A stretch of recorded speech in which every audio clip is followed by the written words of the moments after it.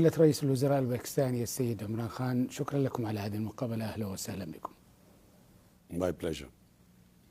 دولة الرئيس، دعني أسأل سؤال غير مباشر أو مستغرب يمكن، كيف تجدون التنافس من الملاعب الرياضية إلى الملاعب السياسية؟ Well, politics, sports, business, whatever you do, it's a competition. You're competing against other businesses. In politics, you're competing against politicians. So sport teaches you how to compete. It teaches you how to struggle. A great sportsman is the one who has the ability not just to learn how to win, but also how to lose. A great sportsman learns from his defeat. He then corrects his mistakes, works hard, struggles, comes back again, then goes down, then goes up. And what that does is it gives you the most valuable lesson in life. It's that you don't get defeated by failures. You just you know how to fight back. And so all the lessons I learned from sports, I applied in politics. جميل. امتدادا إلى إجاباتكم السابقة، ما هي خطتكم لأول 100 يوم لكم كرئيس وزراء في دولة باكستان؟ Well, the most important thing in Pakistan right now is we face economic challenges. And so we have a short-term, medium-term, and long-term plan how to get out of our situation. Once we get out of the short-term, and which is what we are doing right now, is we've come up with a budget where we have whatever resources we've had, we've allocated them such that it allows Pakistan to, our industry to grow, our exporters to grow, so that we fight the economic challenges, fix the governance system. We are fixing the governance system, which means strengthening the institutions, but that's going to take a bit of time to have effect. In the meantime, we have started a massive austerity campaign, cutting down our costs, and trying to, whatever assets we have, trying to use those assets to cope with this very challenging time. But in the medium and long term, Pakistan has tremendous future. It has great potential. It has a young population, it has resources. So the moment our governance system improves, investment will come in and Pakistan will start to rise. أحد أهم المشاكل الموجودة في دولة باكستان هو انخفاض الطبقة الوسطى. يوجد طبقة غنية جدا وطبقة فقيرة جدا. كيف تخططون لتوسيع الطبقة الوسطى التي تساهم على الحفاظ على اقتصاد متوازن وقيم متوازنة أيضا؟ You see, in Pakistan, what we have done is we have not spent money on human development, which means developing your human resources, which means spending money on people's education, on health, on providing them justice,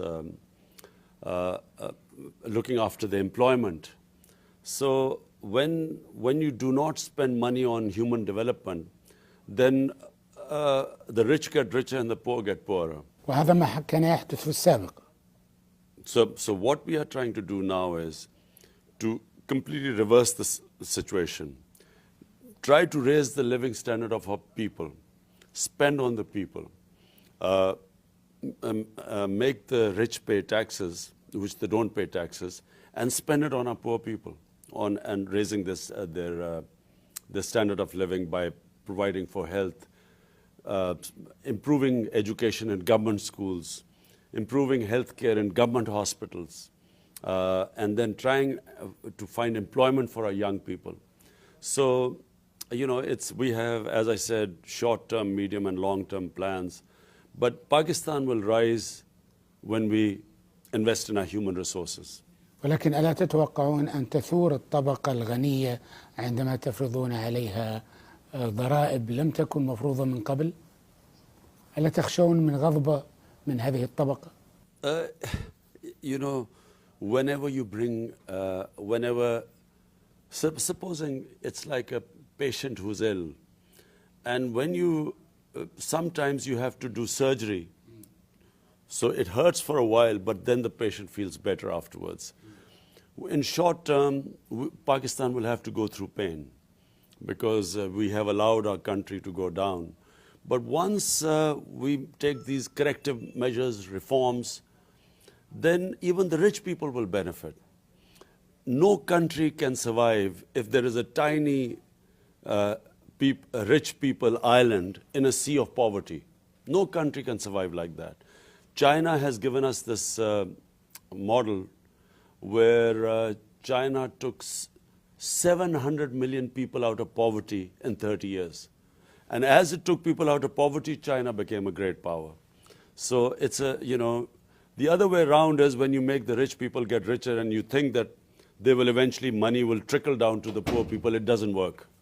هذا الكلام جميل، بس هل يقتنع الأغنياء بهذا الحديث؟ They will have to, because you know, you have to, if in any civilized society, those who have money must give taxes so that people who do not have money, you raise them up. The reason why the Western countries are, especially Scandinavian countries, are so prosperous, even European countries, is because the taxes collected from the rich and used to raise the standard of people who are not that rich, poor people. And that's why the countries rise. Unfortunately, in Pakistan, the total number of taxpayers, 200 million people, and total number of taxpayers are about 700,000. So no, you can't survive as a country if you just have this small tax base and, you know, expect that you will collect money by taxing the poor, by raising prices, indirect taxes. So I feel that even the rich people in our country will realize that it's unsustainable. You cannot sustain as a nation if people who have money don't contribute, don't pay taxes. You can't survive as a nation. لننتقل إلى قضية أخرى دولة الرئيس، ألا وهي زيارتكم للسعودية. اخترتم السعودية لتكون أول دولة تزورونها بعد توليكم، بعد انتخابكم رئيسا لوزراء دولة باكستان. لماذا اخترتم السعودية تحديدا، وما هي الرسائل التي تودون إرسالها إلى القيادة السعودية؟ Well, Saudi Arabia and Pakistan have long, strong people-to-people relationship. People in Pakistan have this high regard of people of Saudi Arabia. Saudi Arabia has in the past helped Pakistan when Pakistan has been in need. And the other reason, of course, is an emotional reason because of Makkah and Medina. So anyone who comes into power in Pakistan, reason why they come to Saudi Arabia first is A, because we have always had very close relationship with the Saudi government, Saudi people. But B, because we want to come here and go to Makkah and Medina and get the blessings of Almighty Allah, and we want to pay our respects to our Holy Prophet, peace be upon him. So they're the reasons why we come here first. هل هناك رسائل سياسية تودون أن تقدموها للقيادة السعودية؟ Well, you know, just that we stand with people of Saudi Arabia, you know, and because Saudi Arabia has stood with us in our times of need, we will always stand with people of Saudi Arabia in their times of need. باكستان دولة الرئيس تشارك في التحالف الإسلامي لمحاربة الإرهاب الذي تقوده السعودية. هل تطرقتم في محادثاتكم مع السعوديين حول هذه النقطة؟ Well, we have shown our support for the Saudi government, but at the same time, we feel it's very important that there should not be any conflict in the Muslim world. Already we have, starting from Libya to Somalia to Syria, Afghanistan, Pakistan has suffered a lot. Conflict in Muslim world is weakening all of us. And so what ideally Pakistan would like to play a role of putting out these fires, of reconciliation, getting Muslim countries together rather than the conflict. And that, I really see that as the big role of Pakistan. But at the same time, to assure Saudi Arabia that we do stand with them. بس فيما ألا تواجه باكستان خطرا من معضلة التطرف التي أساءت إلى الإسلام في الغرب وفي الشرق عند غير المسلمين؟ Pakistan has gone through one of the worst periods in our life where we entered into the US war on terror, and we ended up having almost 88,000 people have died in Pakistan, and hundreds and billions of dollars of loss to our economy. And so from the lesson we have learned from that is that one must avoid conflict at all cost. Because once a conflict starts, it has unintended consequences. Look at United States in Afghanistan.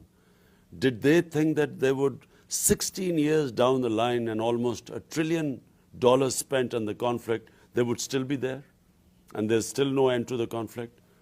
So the lesson is one must avoid conflict.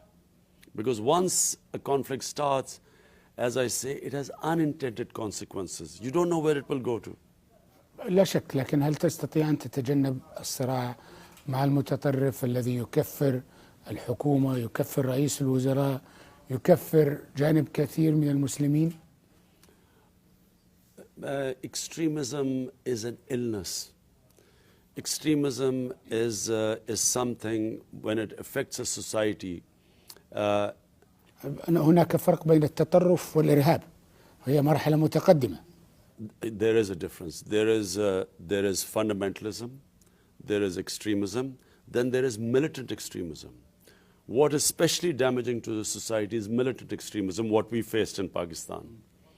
And full marks to our security forces and our intelligence agencies to overcome all that. Because once the conflict started, all those enemies of Pakistan who wanted to destabilize Pakistan jumped in and started backing the extremists. So what was a small conflict became bigger. Fundamentalism, extremism needs to be fought intellectually. But militant extremism, unfortunately, has to be fought with your security forces. As I said, fortunately, Pakistan has, by and large, overcome the militant extremism.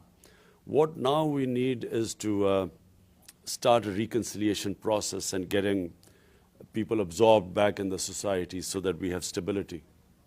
هل تحملون دولة رئيس الوزراء مثلا في مشروعكم أو برنامجكم المقبل برنامج للتهدئة في منطقة كشمير المتنازع عليها مع الهند؟